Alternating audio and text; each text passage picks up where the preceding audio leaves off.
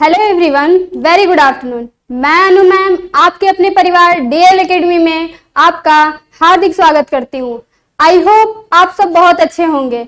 मैं आपके लिए कम्युनिकेशन स्किल फर्स्ट की क्लास लेकर आई हूँ, जो पॉलिटेक्निक के फर्स्ट ईयर फर्स्ट सेमेस्टर का सब्जेक्ट है और यह सब्जेक्ट सारे ब्रांचेस ऑल ब्रांचेस में कॉमन सब्जेक्ट है, जैसे electrical, electronics, mechanical, civil, IT, CS, जो सारे ब्रांचेस हैं सब में कॉमन सब्जेक्ट है। तो यह सब्जेक्ट सबको पढ़ना भी अनिवार्य है। तो अपने सारे फ्रेंड्स, भाई बंधु में ये वीडियो लिंक शेयर कीजिए ताकि वो भी हमसे जुड़ सके और हमसे लाइव जुड़ने का कोशिश कीजिए। ठीक है, आज हमारी पहली क्लास है। तो हम आज इंट्रोडक्शन देखेंगे, पेपर पैटर्न देखेंगे, कितने मार्क्स के आते हैं, मार्क्स पैटर्न देखेंगे। इन सारी चीजों पे आज हम बात करेंगे। और एक बात, कम्युनिकेशन स्किल दो पार्ट में पढ़ना है। पहला तो फर्स्ट सेमेस्टर में और दूसरा पार्ट जो है वो सेकेंड ईयर के फोर्थ सेमेस्टर में पढ़ना है। ठीक है, और आगे बात करते हैं। कम्युनिकेशन स्किल ऐसा सब्जेक्ट है जो आपके कम्युनिकेटिव एरिया को बढ़ाने के लिए है। जैसे आप किसी से बात करते हैं, किसी से मिलते हैं, किसी से जुलते हैं, तो आप उनसे कम्युनिकेट कैसे करते हैं, इन सब चीजों को सुधारने के लिए आप किसी से बात करते हैं, आपकी लैंग्वेज आपसे बॉडी लैंग्वेज से मैच कर रही है या नहीं, इन सब चीजों को सुधारने के लिए यह सब्जेक्ट यहाँ पर रखा गया है। आज हम बात करते हैं कम्युनिकेशन स्किल फर्स्ट की। ठीक है, जिसमें फर्स्ट हम देखेंगे board paper pattern. Paper pattern आपका कैसा आता है, किस तरह से आता है और कितने कितने नंबर के पैटर्न होते हैं, इन सारी बातों पे आज हम चर्चा करेंगे। ठीक है, आइए देखते हैं मार्क्स डिस्ट्रीब्यूशन। ठीक है, आपका पेपर कितने मार्क्स का आता है, कितने मार्क्स का करना होता है आपको, इन सारी बातों पे बात करेंगे। नेक्स्ट है सिलेबस। सिलेबस आपका क्या है? आपका सिलेबस बहुत ज्यादा नहीं है और बहुत कम भी नहीं है, मीडियम में है। तो अगर आप हमारे साथ पढ़ेंगे और लाइव बने रहेंगे, हमेशा जुड़ते रहेंगे, तो हम अपने चीजों को सीरियल वाइज करते कंप्लीट करेंगे। ठीक है, आगे देखते हैं। जैसे आइए देखते हैं। ठीक है, board paper pattern. Maximum marks 72 marks का आपका पेपर बनता है, जिसमें से आपको 50 मार्क्स का करना होता है। ठीक है, इसलिए हमको बेनिफिट होता है कि 72 मार्क्स का आ रहा है, 50 मार्क्स का ही करना है। तो आपको ऑप्शन भी मिल जाता है कि इस चीज को हम, जो चीजें नहीं आ रही है बिल्कुल अच्छे से, उस चीज को छोड़ सकें और जो चीजें आ रही है उसे अच्छे से डिस्क्राइब कर सकें। इसलिए हम अपने 50 to 50 मार्क्स ला सकते हैं। आगे देखते हैं मिनिमम मार्क्स। ओबीडिएंट जो मार्क्स होते हैं 70 मार्क्स का होता है। आपको 70 मार्क्स इस सब्जेक्ट में लाना ही है। ये जो गधे टाइप के और बिल्कुल भी पढ़ने वाले बच्चे नहीं होते, निठल्ले टाइप के, उनके लिए है। जो सोचते हैं कि हाँ चलो एक ही रात में पढ़ के हम पास कर जाएंगे, ये उनके लिए। अगर इससे एक भी नंबर कम होता है तो वो मान लीजिए हम कह सकते हैं या तो बैक लगेगा या फिर फेल हो जाएंगे, ये कुछ भी हो सकता है। तो ये मार्क्स उनके लिए होता है। अगर इससे एक भी कम मार्क्स होगा तो आप बैक लेकर आएंगे। ठीक है, आज बात करते हैं टाइम ड्यूरेशन की। टाइम ड्यूरेशन, कितने टाइम का आपका क्वेश्चन पेपर होता है, एग्जाम कितने टाइम का होता है? तो 2.5 घंटे का आपका टाइम पीरियड होता है। ठीक है, 2.5 घंटे में ही आपको सारे क्वेश्चन करने होते हैं। 2.5 घंटे में ही आपको सारे क्वेश्चन करते हैं। बात करते हैं टोटल नंबर ऑफ क्वेश्चन के, तो 6 क्वेश्चन आते हैं। 6 क्वेश्चन में भी ऑप्शन रहता है। जैसे कि पहला क्वेश्चन आपको दे दिया, उसमें पांच टाइप के क्वेश्चन दिए। आप 5 टाइप में 3 क्वेश्चन करना है, 2 क्वेश्चन छोड़ देना है। तो इसके लिए भी आपको बेनिफिट होता है कि चलो 5 क्वेश्चन में कोई एक क्वेश्चन नहीं आ रहा है तो आप उसको आराम से छोड़ सकते हैं उसमें से, क्योंकि 3 ही क्वेश्चन करना है आपको। तो इसके बाद ये भी होता है। बात करें पेपर लैंग्वेज पैटर्न की। पेपर लैंग्वेज पैटर्न तो हम पढ़ रहे हैं कम्युनिकेशन स्किल, आपके कम्युनिकेटिव एरिया को बढ़ाने के लिए। आप किसी से कम्युनिकेट कर रहे हैं तो इस चीज को बढ़ाने के लिए कि आप किस तरह से अगले पर्सन को इम्प्रेस कर रहे हैं या नहीं, इन सब चीजों को बढ़ाने के लिए तो आपका पेपर लैंग्वेज इंग्लिश ही होगा। और ये हिंदी में मैं आपको समझाऊंगी, सब कुछ हिंदी में ही दूंगी, लेकिन आपको लिखना इंग्लिश में पढ़ेगा, क्योंकि आपका पेपर इंग्लिश में आएगा तो लिखना तो इंग्लिश में पड़ेगा ही। अगर कोई होगा 10th से या 12th से तो ये कोई मैटर नहीं करता कि आप 10th से हैं या 12th से। मैं जो दूंगी आपको बेसिक से दूंगी, बहुत ज्यादा भी नहीं दूंगी कि एकदम डीप में चली जाऊं, मैं उतना दूंगी जितना से आपका काम बन सके और अच्छा दूंगी। ठीक है, बात करते हैं marks distribution. Total internal marks और एक्सटर्नल मार्क्स। इंटरनल मार्क्स क्या होता है? वह मार्क्स जो आपको कॉलेज द्वारा दिया जाता है, और वह मार्क्स जो बोर्ड द्वारा दिया जाता है वह एक्सटर्नल मार्क्स होता है। जैसे एक्सटर्नल मार्क्स में देखिए, थ्योरी मार्क्स, आपका पेपर 50 नंबर का आता है, 50 नंबर का आता है, और जो आपका वाइवा होता है या प्रैक्टिकल होता है वो 20 मार्क्स का आता है। आपका इस सब्जेक्ट का प्रैक्टिकल भी है, तो अगर बाहर से एग्जामिनर तो आएंगे आपका वाइवा लेने, तो जो वो वाइवा लेने के लिए एग्जामिनर आते हैं वो 20 मार्क्स में ही आपको नंबर देते हैं। जैसे आप परफॉर्मेंस देंगे उनको वैसा वो आपको मार्क्स देंगे। ठीक है, और ये टोटल नंबर 70 का हो जाता है। ठीक है, बात करते हैं ये इंटरनल मार्क्स की। तो इंटरनल मार्क्स में भी थ्योरी और प्रैक्टिकल दोनों होता है। इंटरनल मार्क्स वह मार्क्स होते हैं जो सेशनल है, कॉलेज द्वारा दिया जाता है, मिड टर्म एग्जाम होते हैं, आपके क्लास टेस्ट होते हैं। इन सब चीजों के परफॉर्मेंस के आधार पे आपको जो नंबर दिए जाते हैं, आपकी जैसी परफॉर्मेंस होगी क्लास में, आपका बिहेवियर देखा जाता है कि बच्चे का बिहेवियर कैसा है। इन सब चीजों का जो मार्क्स मिलता है वो 20 और 10 मार्क्स का होता है। तो ये टोटल इंटरनल मार्क्स 30 मार्क्स का होता है। ठीक है, और यह सब्जेक्ट टोटली 100 मार्क्स का होता है। ये 70 प्लस 30 100 मार्क्स, तो यह सब्जेक्ट टोटली 100 मार्क्स का होता है। ओके, अब इतना हम आपको बता दिए, आगे बात करते हैं सिलेबस। सिलेबस में क्या क्या पढ़ना है उन सब चीजों के बारे में समझते हैं। देखिए आपका सिलेबस, इसमें 4 यूनिट है। ठीक है, 4 यूनिट है। हम चारों यूनिट में क्या क्या पढ़ना है उन सब चीजों के बारे में मैं डीपली और ब्रीफली बताऊंगी डिस्क्राइब करके, ताकि आपको पढ़ने में आगे मजा आए। ठीक है, अगर पहले आप सिलेबस के बारे में जान लेंगे तो उस सब्जेक्ट को पढ़ने में ज्यादा मजा आता है और इंटरेस्ट भी आता है कि हाँ सब्जेक्ट में हमें क्या क्या पढ़ना है, क्या क्या छोड़ना है। इन सब चीजों के बारे में पहले आपको जानकारी होना बहुत जरूरी है। आगे देखिए, बेसिक ऑफ कम्युनिकेशन। पहले मैं बता दूं, आपके सब्जेक्ट का नाम ही है कम्युनिकेशन स्किल। कम्युनिकेशन क्या होता है? कम्युनिकेशन का शुद्ध हिंदी होता है संप्रेषण या संचार। ठीक है, स्किल्स मीन्स होता है कौशल, मीन्स एबिलिटी, आर्ट, टैलेंट। हर व्यक्ति का अपना अपना एक टैलेंट होता है, अपनी अपनी एक खुद की एबिलिटी होती है जो दूसरे से मैच नहीं खाती। वह टैलेंट खुद का होता है, वो अंदर से आता है। तो स्किल्स मीन्स कौशल या एबिलिटी, टैलेंट, ये सारी चीजें होती हैं। तो आपके सब्जेक्ट का यही मीनिंग है। तो इसमें हमें कम्युनिकेशन के बारे में पढ़ना है। कम्युनिकेशन मीन्स हम और आप बातें कर रहे हैं, हम और आप बातें कर रहे हैं, ओरल रूप से बातें कर रहे हैं, आप हमें देख रहे हैं, आप हमारी बातों को समझ रहे हैं। तो ये क्या है? इस प्रोसेस को ही कम्युनिकेशन कहते हैं। ये जो प्रोसेस हो रहा है हमारे और आपके बीच, यही प्रोसेस कम्युनिकेशन है।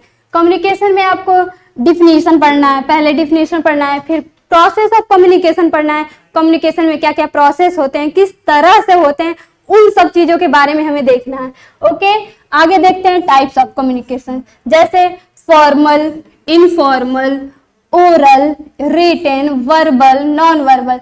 फॉर्मल मीन्स औपचारिक, औपचारिक।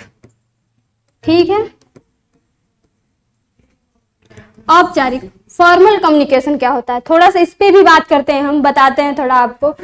फॉर्मल कम्युनिकेशन वो कम्युनिकेशन होता है जैसे आप किसी व्यक्ति से या किसी से भी आप कम्युनिकेट कर रहे हैं, उससे बात कर रहे हैं, तो किसी टॉपिक पर ऐसे नॉर्मली नहीं बात कर रहे हैं। जैसे कहीं इंटरव्यू में गए, आप यहाँ से पढ़ के जाएंगे इस जॉब में, तो इंटरव्यू में गए, या फिर अभी आगे आपका प्रैक्टिकल होगा, उसके लिए एग्जामिनर आएंगे, तो वाइवा वो आप क्या लेंगे, तो उनसे आप तो नॉर्मली घर की तरह तो बात करेंगे नहीं, हाँ कुछ भी बात कर लें बिना टॉपिक का, नॉर्मली कुछ भी बात कर लें, ऐसा तो होगा नहीं। आप उनसे बात करेंगे जो वो किसी टॉपिक पर बात करेंगे, किसी उद्देश्य से बात करेंगे। तो ये कम्युनिकेशन क्या है? ये फॉर्मल कम्युनिकेशन है, समझे। और आगे क्या है? इनफॉर्मल। इनफॉर्मल का हिंदी होता है अनौपचारिक। अनौपचारिक।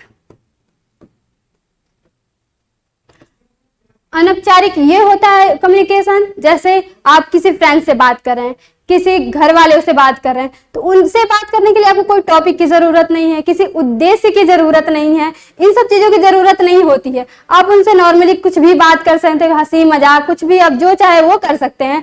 तो इसलिए ये कम्युनिकेशन क्या है, ये इनफॉर्मल कम्युनिकेशन में आता है। बात करते हैं ओरल। ओरल मीन्स मौखिक।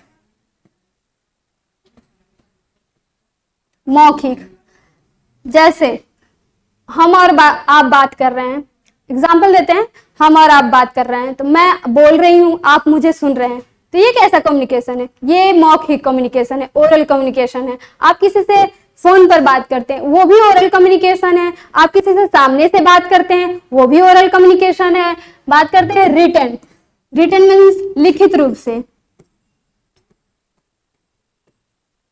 लिखित जैसे आप किसी से बात करना चाहते हैं, या फिर आप मुझे मेरा वीडियो देख रहे हैं, आप मुझे टेक्स्ट कर रहे हैं, कमेंट कर रहे हैं, तो ये कैसा कम्युनिकेशन, मैं आपका रिस्पांस दूंगी, ये कैसा कम्युनिकेशन। आप मुझे लिख के बता रहे हैं, मैं उसे पढ़ रही हूँ, फिर आपको रिस्पांस दे रही हूँ, तो ये रिटन कम्युनिकेशन हुआ। आप किसी से बात करना चाहते हैं, व्हाट्सएप पे बात करना चाहते हैं, तो तुरंत टेक्स्ट कर देंगे, टेक्स्ट मैसेज कर देंगे। इंस्टा पे बात करना चाहते हैं, टेक्स्ट कर लेंगे, तो ये कैसा है, लिखित रूप से है। पत्र लिखना चाहते हैं, पत्र द्वारा आप करना चाहते हैं, तो ये भी रिटन कम्युनिकेशन के अंतर्गत आता है। वैसे ही होता है वर्बल और नॉन वर्बल। ठीक है, बात करते हैं बैरियर्स। थर्ड टॉपिक जो है barriers of communication. Barriers means होता है रुकावट या बाधा। रुकावट या बाधा। कम्युनिकेशन में क्या क्या बाधाएं आती हैं, क्या क्या बैरियर्स आते हैं, उसके बारे में हमें पढ़ना है। जैसे हम बात कर रहे हैं, अभी कोई नेट इश्यू हो जाए, या फिर कोई आ जाए, आपका बैटरी ऑफ हो जाए, बैटरी लो हो जाए और फोन ऑफ हो जाए, तो क्या है, हमारा और आपका कम्युनिकेशन तो टूट जाएगा।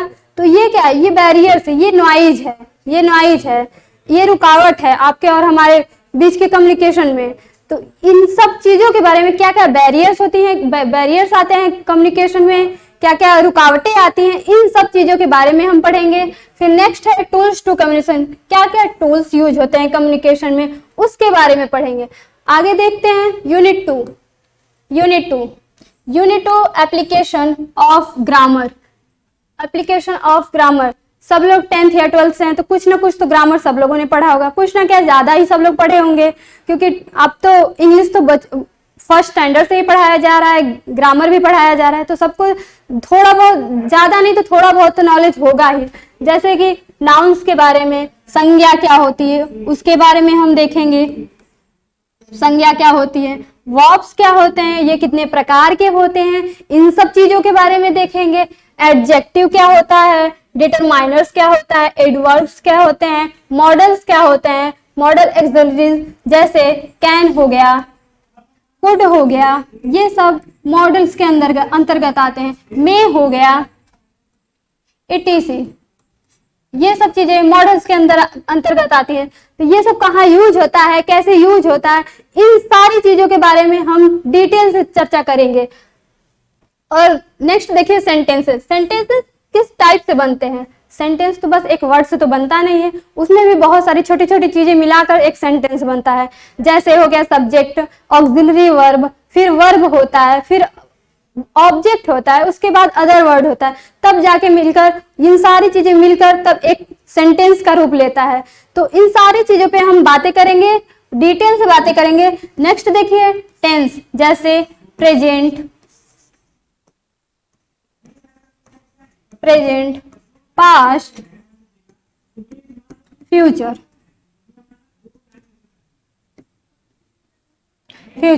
प्रेजेंट, पास्ट, फ्यूचर, हम लोगों ने टेंस तो पढ़ा ही होगा। उसके भी टाइप्स होते हैं चार चार, उसके बारे में भी हम अच्छे से पढ़ेंगे। जब हम चैप्टर स्टार्ट करेंगे तो उसके बारे में हम पढ़ेंगे। ठीक है, आगे देखते हैं एक्टिव एंड पैसिव वॉइस। ठीक है, पंक्चुएशन के बारे में आप लोगों ने सुना है, नहीं सुना है तो अब हम पढ़ेंगे इसके बारे में। पंक्चुएशन वो चीजें होती हैं जैसे कॉमा हो गया, सेमी कॉलम हो गया, फुल स्टॉप हो गया, ये सब चीजें जो कहाँ यूज होती हैं, कैसे यूज होती हैं, कहाँ लगाना चाहिए, कहाँ नहीं लगाना चाहिए, ये सारी चीजें पंक्चुएशन में हम पढ़ेंगे। कितने टाइप्स के होते हैं, ये सारी चीजें पढ़ेंगे। आगे देखते हैं डायरेक्ट और indirect speeches. Direct speech means मैं और आप बात कर रहे हैं, आप हमें सुन रहे हैं, तो हम डायरेक्टली बात कर रहे हैं, और मेरी ही बातें आप किसी फ्रेंड्स को या फिर किसी को भी बता रहे हैं, तो वो क्या हो गया, मेरी बातें आप जाकर किसी और से कह रहे हैं, तो ये क्या है, इनडायरेक्ट, आप इनडायरेक्टली तरीके से कह रहे हैं। तो इन सब चीजों के बारे में हम देखेंगे। आइए यूनिट 3 देखते हैं। Unit 3 reading skill. आपकी रीडिंग स्किल कैसी है, आप रीड करते हैं तो किस तरह से करते हैं, इन सब चीजों के बारे में इस टॉपिक में पढ़ना है। आपको रीड किस तरह से करना चाहिए, किस तरह से नहीं करना चाहिए, इन सब चीजों के बारे में। जैसे इसमें देखते हैं सिनोनिम्स, एंटोनिम्स, सुना होगा आप लोगों ने। प्रीफिक्स हो गया, सफिक्स हो गया, जो आगे कोई मेन वर्ड होता है उसके आगे जुड़ता है तो प्रीफिक्स होता है। कोई वर्ड जुड़ के एक नया शब्द बनाता है तो ये प्रीफिक्स होता है, और उसी वर्ड में कुछ पीछे जोड़ देते हैं, जैसे प्रत्यय जुड़ता है हिंदी के ग्रामर में, जोड़ देते हैं तो एक नया वर्ड बनता है, तो ये क्या हो गया, सफिक्स हो गया। ठीक है, आगे देखते हैं वन वर्ड सब्स्टिट्यूशन, अनेकार्थी शब्द का एक अर्थ। ये इन सब चीजों के बारे में पढ़ेंगे। आगे देखते हैं रीडिंग कम्प्रिहेंशन। रीडिंग कम्प्रिहेंशन, आप रीड किस तरह से कर रहे हैं, रीड किस तरह से कर रहे हैं। जैसे कोई पैराग्राफ या कोई स्टोरी रीड करना है, बीच में कॉमा आया या फिर फुल स्टॉप आया, इन सब चीजों को किस तरह से आप रीड कर रहे हैं, पढ़ने का तरीका कैसा है आपका, इसको सुधारने के लिए ये चीजें यहाँ पे पढ़ाई जाएंगी। कैसे रीड करना चाहिए और कैसा आपको अगले को डिफाइन करना, कैसे किसी को रीड करके बताना, कैसे अगला पर्सन आपको समझ सकता है या नहीं, इस चीज को सुधारने के लिए ये चीज यहाँ पढ़ाई जाएगी। 4th यूनिट है राइटिंग स्किल। आप कोई भी पैराग्राफ या कुछ भी आंसर कर रहे हैं, लिख रहे हैं, तो किस तरह से लिख रहे हैं, आप इंप्रेसिव लिख रहे हैं या नहीं लिख रहे हैं, मैग्नेटिव लिख रहे हैं या नहीं लिख रहे हैं, इन सब चीजों को इसमें पढ़ेंगे। जैसे राइटिंग स्किल, आप कुछ भी लिख रहे हैं, एप्लीकेशन हो गया, पैसेज हो गया, स्टोरी हो गया, इन सारी चीजें, कुछ भी एनीथिंग, कुछ भी लिख रहे हैं, तो उसका लिखने का एक तरीका होता है। उस तरीके से आप नहीं लिखेंगे तो इम्प्रेसिव नहीं होता है, अगला पर्सन देखेगा तो उससे इम्प्रेस नहीं होता है, तो उस चीज को हम देखेंगे। और पिक्चर कंपोजिशन, पिक्चर कंपोजिशन आपके एग्जाम में एक फिगर बनाकर आएगा, एक क्वेश्चन जरूर आता है, ये कंपल्सरी क्वेश्चन होता है, एक फिगर बनाकर आएगा, उस फिगर को देख को आपको उस फिगर को डिस्क्राइब करना होता है कि वो फिगर आपको बता क्या रहा है, उस फिगर में कहना क्या चाह रहा है, वो फिगर क्या सोच के बनाया गया है, उस चीज को दिखाना पड़ता है आप लोग को। तो ये सारी चीजों पे हम बात करेंगे, किस तरह से आपको इसको डिस्क्राइब करना है। ठीक है, आगे देखते हैं पैराग्राफ राइटिंग। आप पैराग्राफ लिखते हैं, पैराग्राफ राइटिंग लिखते हैं, वो पैराग्राफ कैसा है, कैसा नहीं है, आपका जो एग्जामिनर होगा वो आपसे इम्प्रेस हो रहा है या नहीं, इम्प्रेस हो रहा है या नहीं,